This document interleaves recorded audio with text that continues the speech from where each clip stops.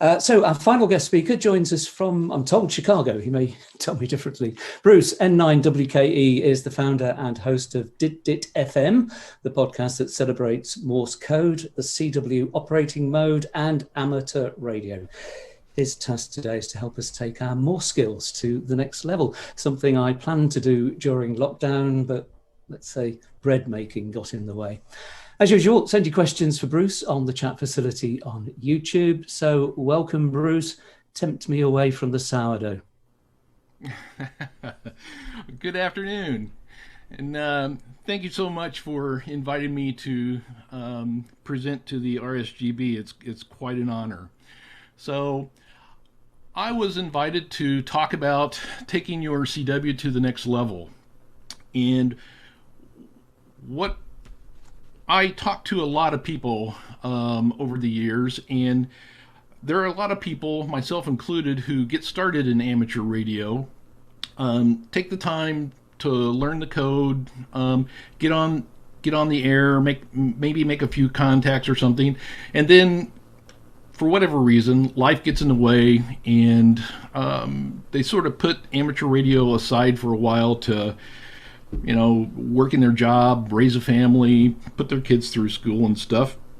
And then after things calm down in a few years, they decide to come back and get involved again in amateur radio. And so that's what I want to talk about, is those operators who may have prior experience, who got licensed previously, but took a break, and now they're ready to come back in and get involved again. That has been my experience as well. I did the same thing.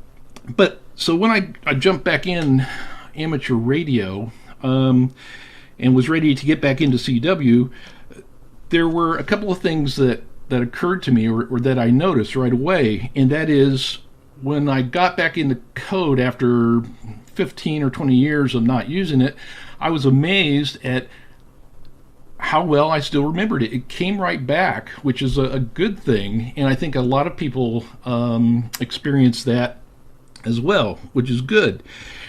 But even better than remembering the code, of course, I couldn't copy worth a darn. I had to work on that, but the basics of knowing the letters, the alphabets and stuff, came back almost instantly, which was a great delight.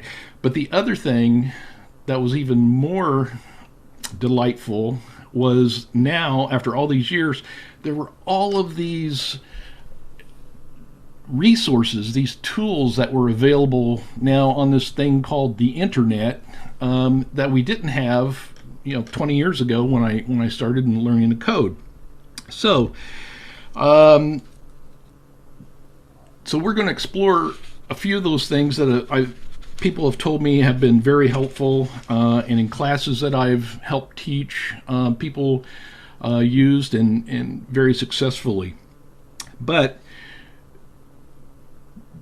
learning CW is like, it's learning another language. And so to become proficient in to speak the language well, the best way to learn is to immerse yourself into the new language.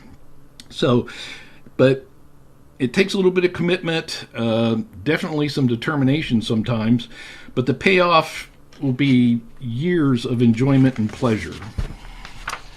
So, how do you get to the next level? The first thing you want to do, the first thing I encourage everybody who's learning the code, learning CW, is to have fun. That's the number one important thing. It's a hobby. We're doing this to have fun. So keep that foremost in your mind. It's not like your job depends on it, or your income or anything else. You're doing this to have fun. And the reason I bring this up like this is because I've seen so many people in classes just overheat. They they take it so serious, which is, it's good to take it serious to a point, but you don't want your head exploding about this. I mean, it's a hobby. It's supposed to be fun. So if you start learning the code with the attitude that you're going to have fun, it'll be fun, and you'll have a much better experience, and you'll learn it faster, and it'll be a lot more fun. I remember helping teach some classes, and there were some students who were struggling, and the problem was, so I would take them aside and try to help them and work with them, and the problem was they were just taking it so serious, and once I got them to relax, which is another important thing, relax, and show them how to have more fun, more enjoyment in learning the code, then it seemed to work a lot better for them. So have fun is number one. So after you've got the right attitude, then the next thing is that you'll discover is you don't have to do it all by yourself. Now, back in the day, before the internet and stuff, I mean, a lot of us got mentored. There was an older operator, or an operator with more experience, who would sort of take us under their wing and help us learn the code and help us to copy and increase our speed and stuff. Well, that's great if you had a mentor, but if you live somewhere where you were the only ham operator for a great distance, then it was all up to you by yourself.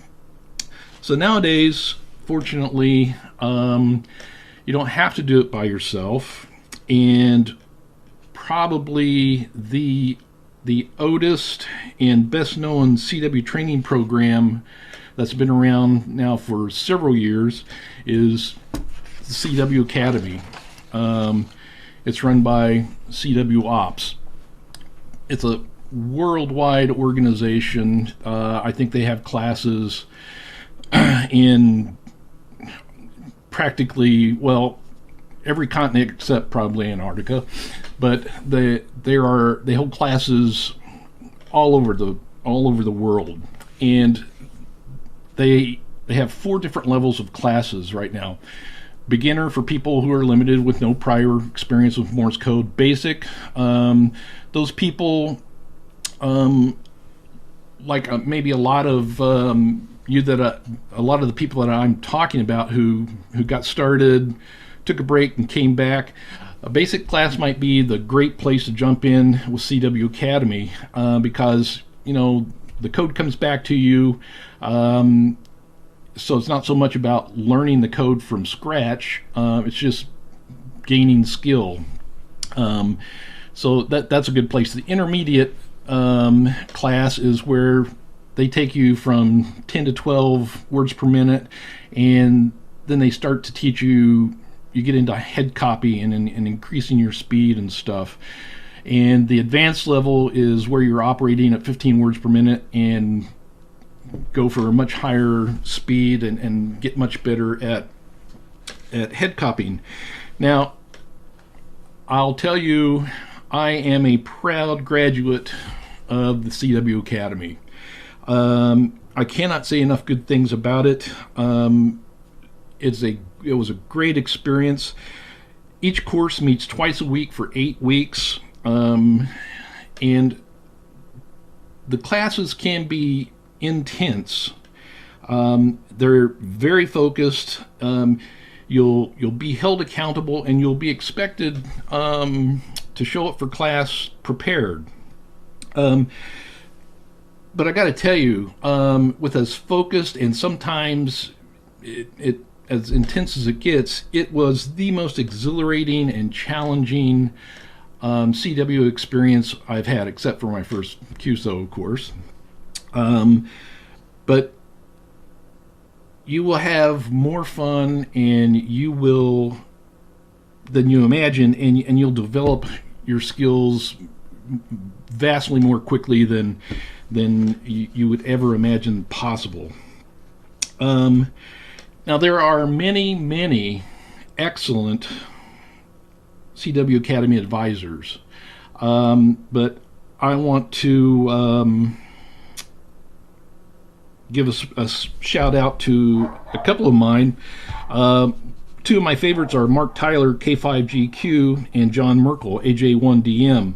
Mark Tyler was my intermediate class instructor, and the improvement I made in the 8 weeks under Mark's advice was nothing short of astonishing.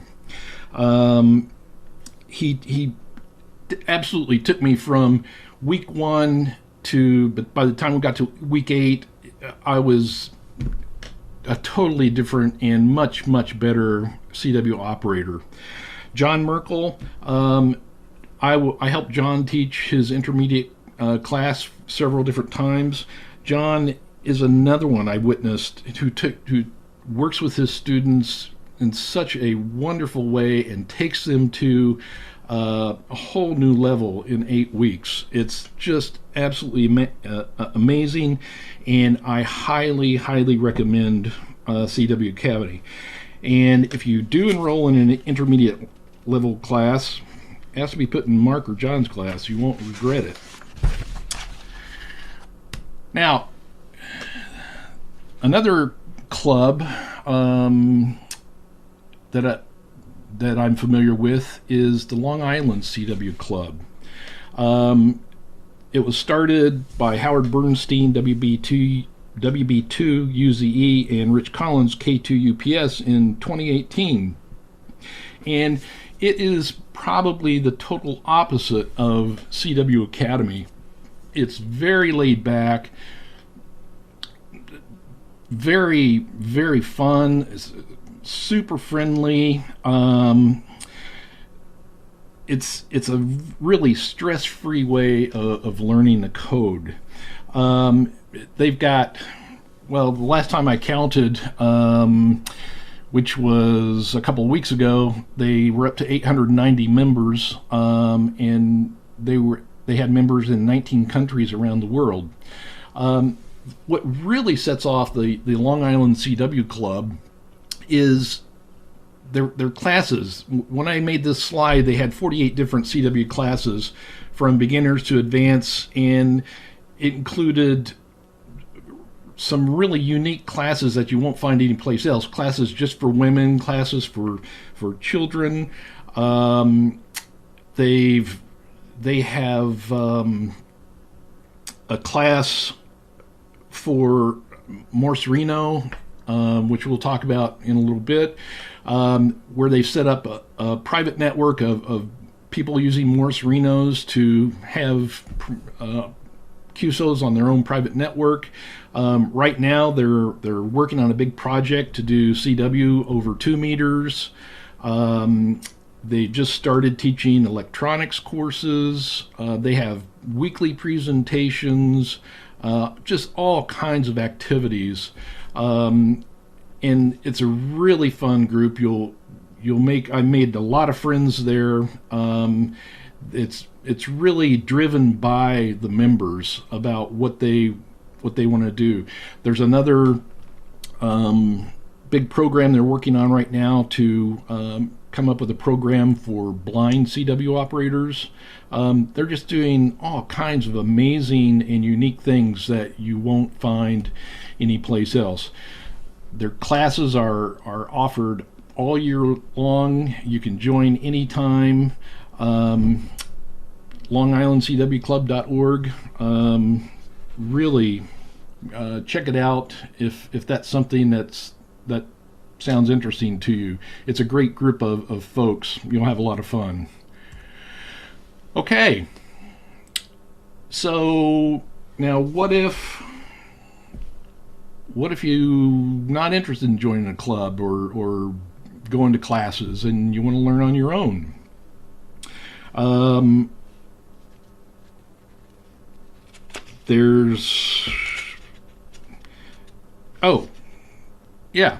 So there's good news for that. Now, there are lots of ways to learn on your own, and I've probably been through every wrong or bad way to learn on your own that ever existed out there. But there's a program that was started a couple of years ago by a guy, and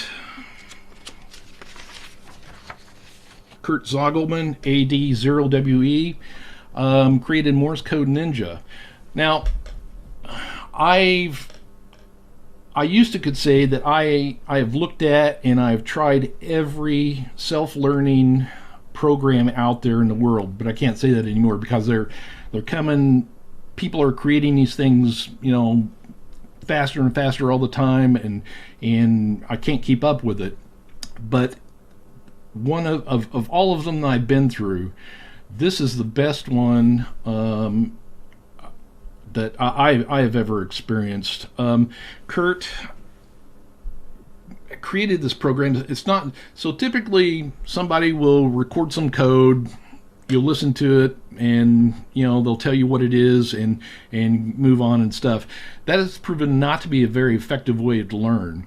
Kurt has used some science in educational methods in his instruction in these videos that he's set up, and it has proven to be much more effective learning on your own than virtually all of the other ways that you can do that.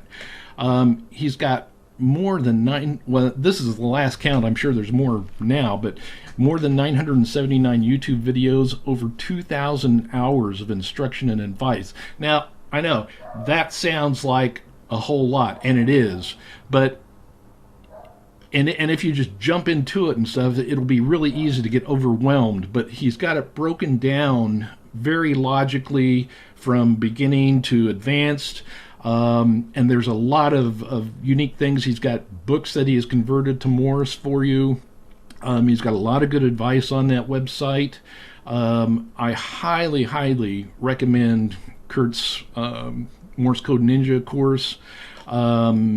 Check it out it also makes a really great supplement to if you're in like a CW Academy class or doing something else. These are great audio files that you can listen to while you're driving or mowing the grass or whatever, but highly, highly recommended, and great way to learn if you've got to do it on your own. So, what's next? Sending. All right.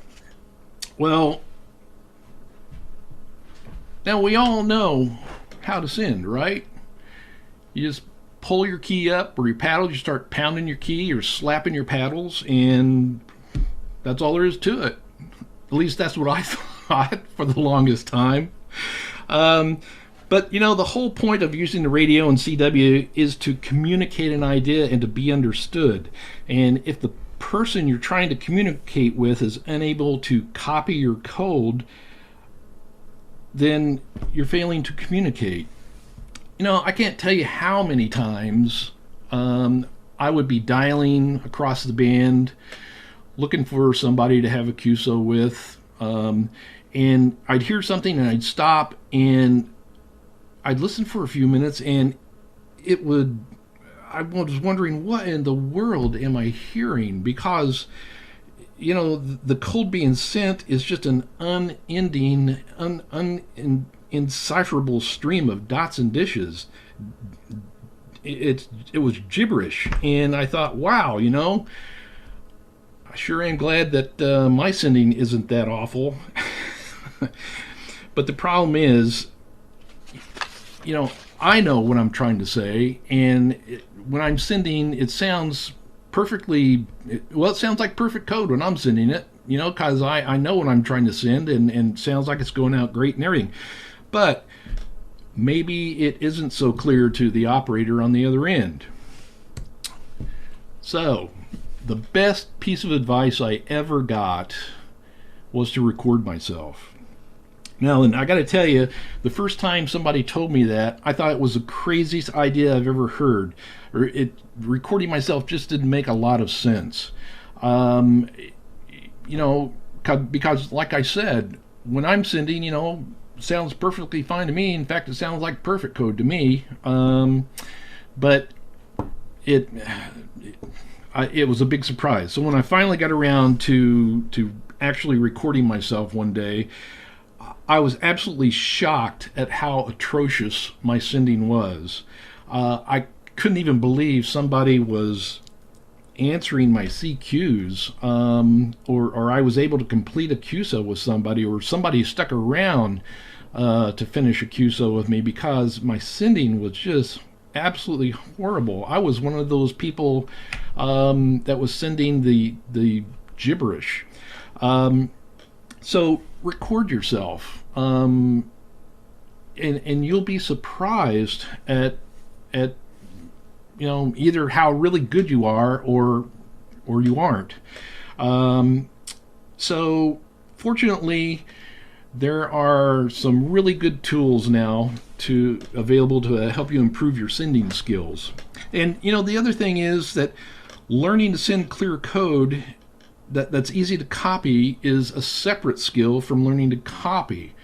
And a lot of people just think, okay, I can copy, so I can send. But really, it needs its own attention as well, which I'm sure a lot of people already know. So, what are some really good computer and online apps to help your send? My very favorite app is G4Fon. Ray has recently done some upgrading on the application and stuff, and now there's a whole separate sending module in G4Fon, G4Fon, that allows you to send and see what you're sending and how well you're sending it and stuff. It works beautifully. That's my first recommendation, is get Ray's program and use it. Now, the second app, actually it's not an app, it's a device, and unfortunately it's not free. This will cost you some money, but this is really a unique and really neat little device, Morse.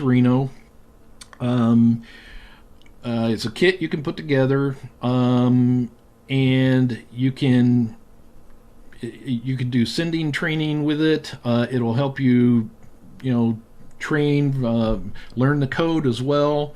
Really, really slick. And this is the device that the Long Island CW Club, a lot of their users, a lot of their members are using this device, and they're having so much fun with it, and it's been such a huge help in helping people learn the code and improve their sending, that, as I mentioned earlier, they've now set up their own little private network for people to have QSOs with using their Morse. Really nice device. It's worth looking at. One of the classics, something from the very first CW applications to come out, is Learn CW Online. It does it all. It's totally free. It's very popular. It's very well known. As long as you've got an internet application or an internet connection, you can get to it and use it. It keeps your stats, tells you how well you're doing, what your progress is and stuff. Highly recommended. Now, the next one is Morse Code Me. I've had a lot of people ask me about IPCW, or IP over the internet, or CW over the internet. And there's another application that's available. I don't I didn't write it down. But this one is probably the easiest to get on and just start using. So if you're interested in if you don't have an antenna or don't have a radio, this is another way to have a QSO with somebody anywhere in the world over the internet. And a lot of people enjoy it. A lot of people use it. You can see there where it says room 1 at the end of the URL. They have several different rooms where each room is a different level of skill. So it's pretty cool. So I would check that out. Now then, of course, everybody has a smartphone, and there are tons and tons of different applications for smartphones, iOS and Android. I started to list them, but it was going to take me 2 weeks to go through the whole list and everything. So what I decided to do is just list my most favorite one, and that's Morse Toad. It's available on both iOS and Android. It's a lot of fun. It keeps you interested. It's kind of challenging. There's kind of a contest thing about it. So anyway, it's nice to have if you're out commuting or you've got a few minutes somewhere. You can pull your phone out and have a go with Morse Toad and have a little bit of fun and stuff. So highly recommended. All right, now then, this is my number one recommendation to people who have learned the code, and that's to get on the air. Getting on the air is the fastest way to increase your speed and skill. Nothing else will focus your mind, your attention, and develop your skills faster or increase your confidence like participating in a live QSO. And the only way you're going to do that is to get on the air. So, I talked to a lot of people over the years who have learned the code, and they seem to get into this cycle, this ring where they are perpetual students or perpetual class goers. The whole point of learning the code and learning how to send CW is to get on the air. So, I always encourage people, get on the air as soon as you can. And there are two big objections I always get when I encourage people to get on the air. And the first one is, I hear people on the air doing 20, 30, 40 words per minute. I can't get on the air because I'm not that fast. Well, it doesn't matter how fast you are or slow you are. If you know the alphabet, if you know the numbers, if you know the basic Q signs, then you're ready. And taking another class is not going to make you any more ready. And it doesn't matter, again, whether you're doing 8 words per minute or you can do 20 words per minute. Just get on the air.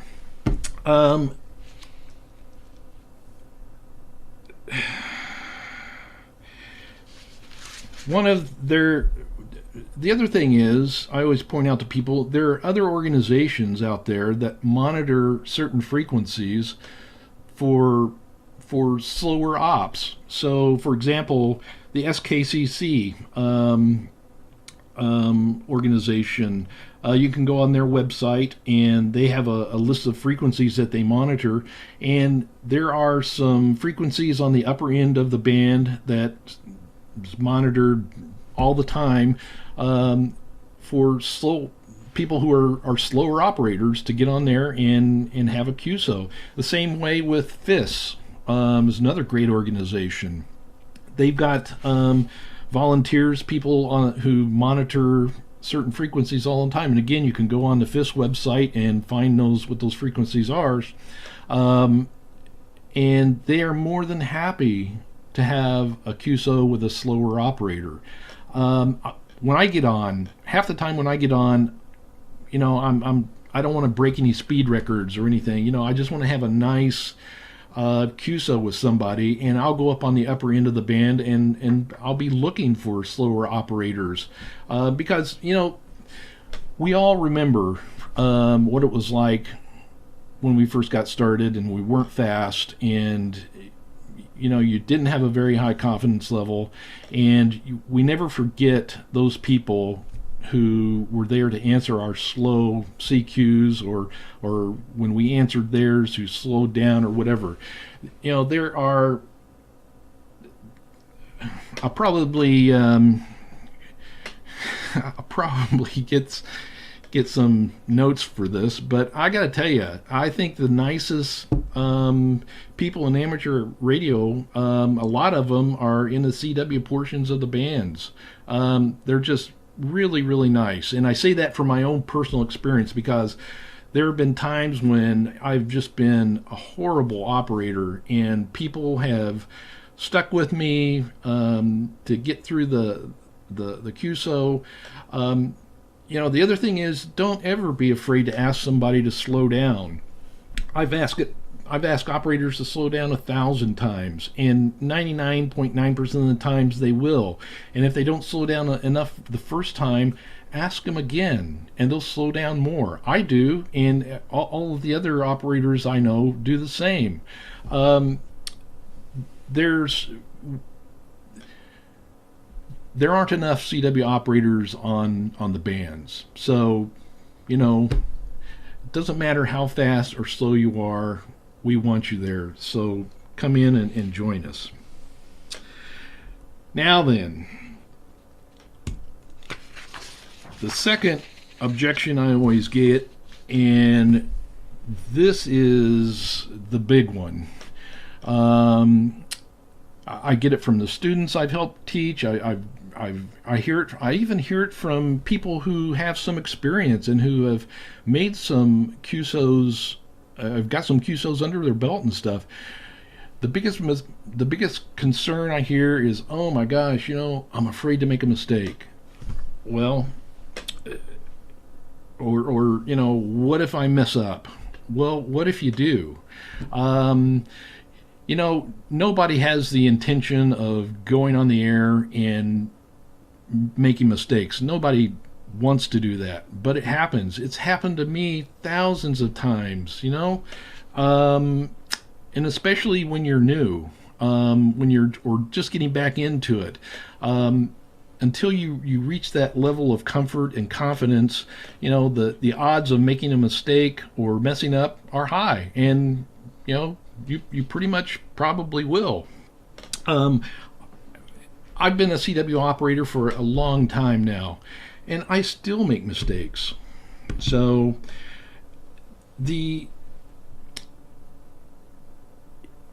and the way you handle that, you don't have to get all upset or anything. There are a couple of ways to do it. If you make a mistake, you send a series of dots and then you start over again. Or, half the time people don't even send dots, they just start over again. So, it's not, the point is, it's not that big a deal. You'll make mistakes. That's part of the game. Just get on the air, make your mistakes, and have fun. So, now, I produce a podcast, Dit Dit FM. It's a podcast for CW operators. And I think my most popular episode was one I did It was episode number 22. It was about jitters, anxiety, and your first QSO.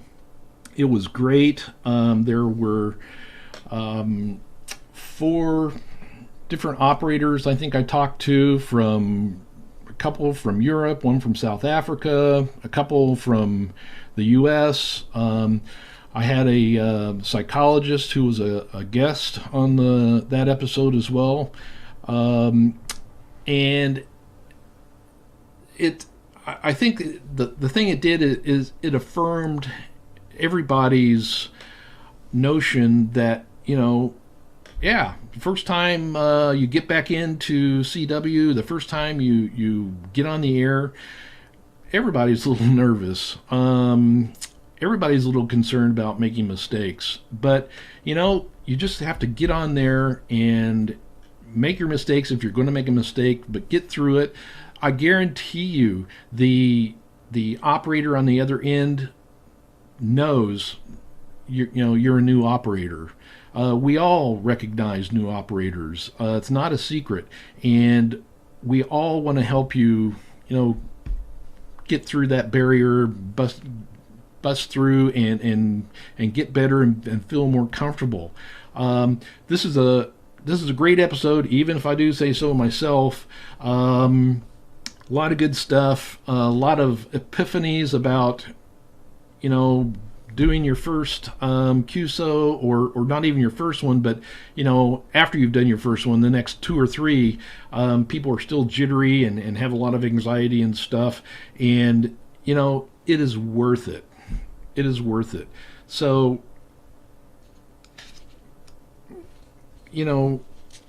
learning is good. Keep learning, but don't make learning your primary goal or objective. The whole point in learning the code and learning how to send CW is to get on the air. So do that, because getting on the air, seriously, nothing focuses your attention like getting on the air. So, and I've said it before, you can become a permanent student, but we don't want you to be a permanent student. We want you to get on the air, and you'll become a better CW operator by getting on the air before you even realize it, before you even know it. I absolutely guarantee it. So take your CW to the next level. Get on the air and have some fun. There are hundreds, if not thousands, of us out here listening for your signal. Turn your gear on, grab your key, come out and join us. So, I want to thank you again for having this opportunity. I hope I gave you a couple of ideas or some suggestions that you didn't know about. But it's been my pleasure, and thank you very much for letting me give a presentation today. Well, Bruce, thank you very much. Johnny Housley, 2E0HSY, has just come up on the chat saying, just subscribe to your podcast. So thank you. One there. And David M0JCO says, I've enjoyed your podcast since he found it a few weeks ago. Great guests and content. And he says he's working his way backwards through them. Does that matter? He says, should he start working his way forwards? Doesn't matter. You can start in the middle and work out towards each end. Yeah. Okay. And he also says he's now using, you mentioned Kurt's Morse code ninja files. Yeah. Says he wishes he'd found it earlier in lockdown. Yeah. That's really a really excellent program. I'm glad he found it. Okay. And you mentioned Ray, G4FON, who, of course, 2 years ago, was it? Anyway, he gave a talk, a presentation about his app at this convention when we all used to meet together in rooms and not have to wear masks. So interesting. Right. And on the strength of that, I did download it, and I've got it on my laptop here. I must start listening to it one day. Yeah, that is such a classic application, and I was really absolutely thrilled to see that he updated it recently and included this sending module in it. He really, I mean, it was already a top-notch application since he wrote the thing years ago, but now he's just really raised the bar on it, and it is a wonderful, wonderful tool for anyone wanting to learn the code. Tristan, G0KAY has been on. He wonders what speed you are comfortable with. Well, I am a member of CWOps, which meant I had to be able to send and copy at 25 words per minute or above. And occasionally I do operate at that speed, but my favorite speed that I really enjoy operating at is probably somewhere 18 to 22 words per minute. It's not so fast that I have to really, really focus down and pay attention to what I'm doing. I can rag chew at that speed and be relaxed and just really enjoy the QSO. So 18, 20, 21, 22, somewhere in there is usually where I'm at. CW or Morse boot camps were becoming popular here before the coronavirus hit. I think Norfolk Club and Essex Ham possibly and others were doing that. What do you think of the idea of boot camps? Oh, I think they're great. We've had them here. Different organizations have put them on here before we were all wearing masks. But yeah, they're great. I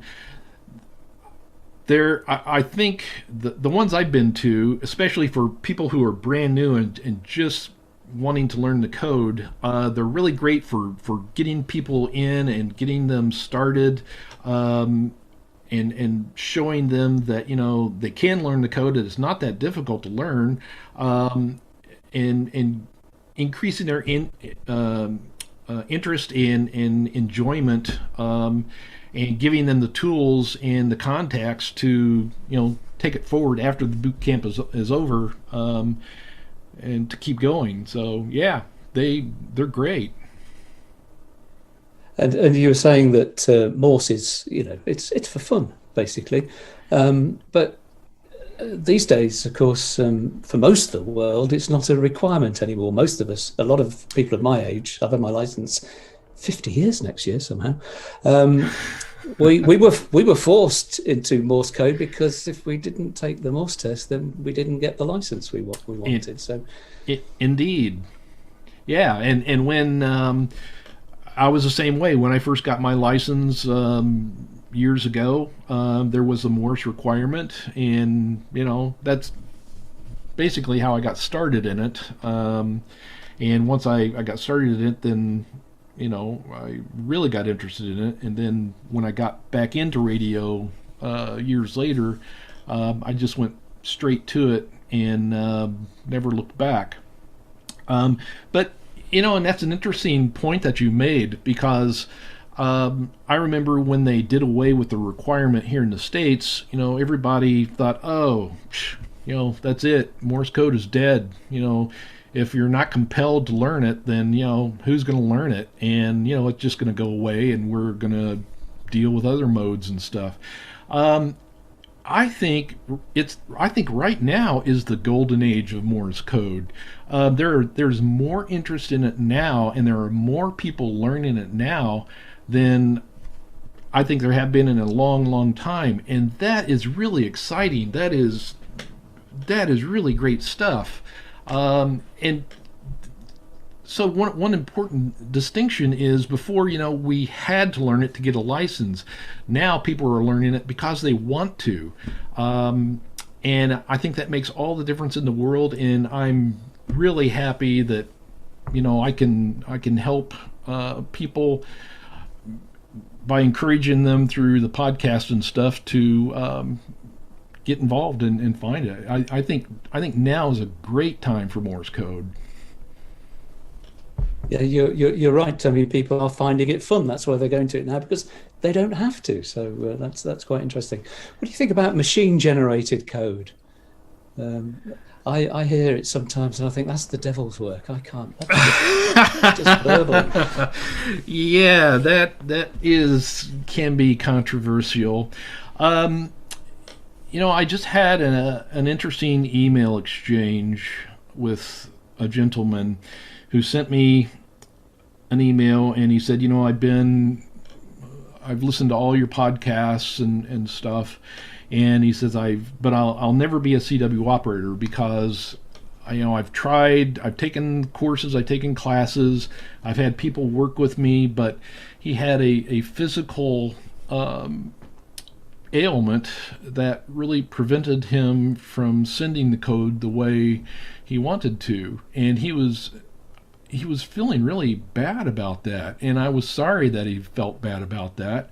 And he was saying, very apologetically, that somebody loaned me a Morse code keyboard, and I can actually do that and enjoy Morse code. I can have a successful QSO doing that. And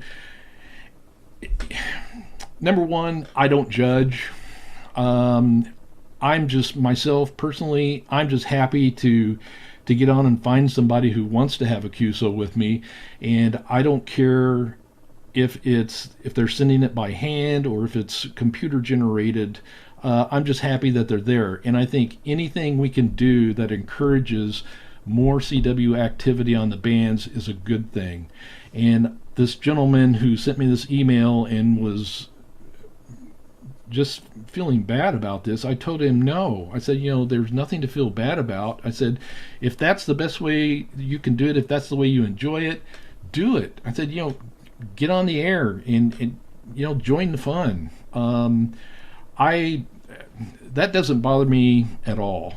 And like I said, I'm happy to find somebody sending code, whichever means they're using.